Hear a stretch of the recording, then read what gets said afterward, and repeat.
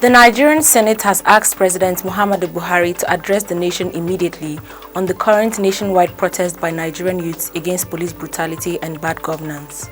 Hi, welcome to What's Happening. These are the top 10 stories now. At number 10, the Deputy Governor of Ondo State, Agboola Ajayi, has ruled out the option of resignation from office after losing the October 10th governorship election in the state. There were reports that the Deputy Governor might resign his position following plots by members of the House of Assembly to make a second attempt to impeach him. The House had in June made the move to impeach Ajayi over his defection from the All Progressives Congress, but could not muster the required number to sign the impeachment notice. It was gathered that the House of Assembly was due to resume sitting on Tuesday, but had to suspend resumption following the ongoing EndSARS protest in Akure, the Ondo State capital. The media aide to Ajayi, Alan Showore, however, said the news that his boss was about to resign this week is false. He said the Deputy Governor was elected together with Governor Rotimi Akeredolu by the people of Ondo State in 2016, and that the 4 years mandate given to both men will not end until February 23, 2021. At number 9, the Nigerian currency fell slightly at the parallel market on Monday as it exchanged to a dollar for 460 naira. The naira had exchanged to the dollar on Friday for 458 naira. This is as the country's external reserves continue to maintain its downward trend.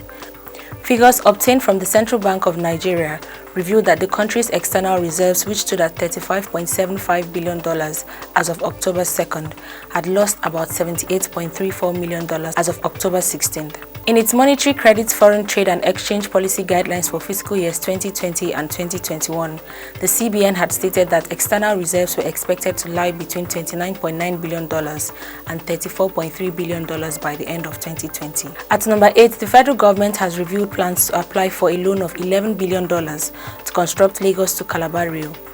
The Minister of Transportation, Chibuike Amechi, made the disclosure during an interactive session with the Southeast and South-South professionals of Nigeria in Lagos. The group had taken advantage of the minister's presence in Lagos to hold talks with him on challenges facing the regions, particularly in the areas of security, power, social integration, and representation of the President Muhammadu Buhari-led government. However, Nigerians took to Twitter to condemn the move announced by the minister, with some suggesting the need for the federal government to develop its own economy instead of borrowing all the time. At number 7, 6 suspects arrested in connection with the crisis that rocked the EndSARS protest in Ogbomosho, Oyo State, last week were freed by the court as promised by the governor of the state, Seyi Makinde. The suspects include Olaoluwa Busayo, Olagoke David, Olushola Matthew, Amole Adebayo, Adedokun Shegun, and Ganiyu Said. The protest against the Special Anti-Robbery Squad led to the destruction of the Palace of Shoun of Ogbomosho, Oba Oladuni Oyewumi, on Sunday, October 10, 2020, while the 6 suspects were arrested by the police as being part of those responsible for the attack on the palace. In a statement issued by the state's Ministry of Justice and signed by the Director of Public Prosecution, Nathaniel Okeniyi, the release of the suspects was to fulfill the governor's promise to release the arrested individuals as demanded by the protesters. At number 6, a former presidential aspirant, Adamu Garba, has sued the founder of Twitter, Jack Dorsey, over the resultant violence that has marred the EndSARS protest. Garba is blaming the violence and loss of lives from the protest on the Twitter founder. Dorsey had expressed his support for the EndSARS protest across the nation by sharing links for donations and tweeting his support for the movement. In a motion of notice submitted to the Federal High Court, Abuja, Garba asked Dorsey to pay a fine of $1 billion in favor of the Federal Republic of Nigeria as compensation for loss of lives, properties, and inconvenience as a result of his support for funding the EndSARS campaign after the issues of police brutality and extrajudicial killings had been addressed by the government. At number 5, the Edo State government says the Nigerian Correctional Service is yet to confirm the number of inmates that escaped in Monday's jailbreaks in the state. The government also urged residents to obey the 24-hour curfew imposed on the state to forestall the breakdown of law and order. Hoodlums had attacked 2 custodial centers in Benin and Oko on Monday and had freed inmates in the facilities.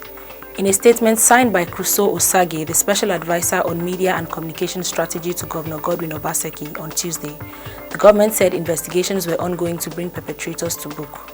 It also said the 24-hour curfew imposed in the state yesterday subsists and is active till further notice.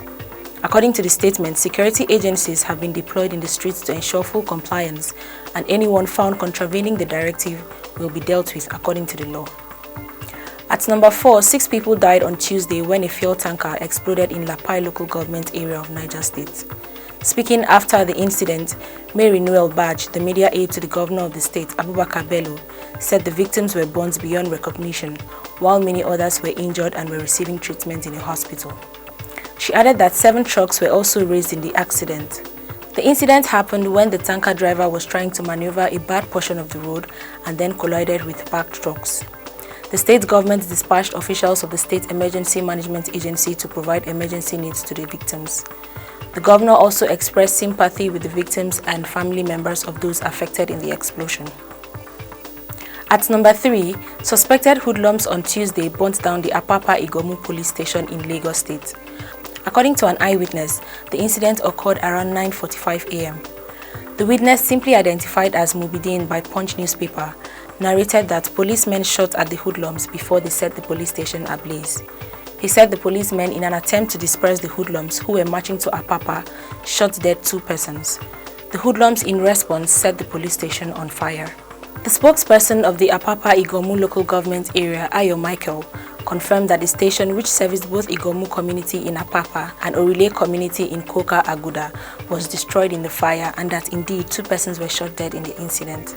At number 2, due to the recent turn of events in some states, with hoodlums hijacking the protest against police brutality, the government of Lagos State has imposed a 24-hour curfew. The governor of Lagos State, Babajide Sanwo-Olu, made the announcement on Tuesday. The 24-hour curfew on the state is effective from 4 p.m. today, Tuesday, October 20th.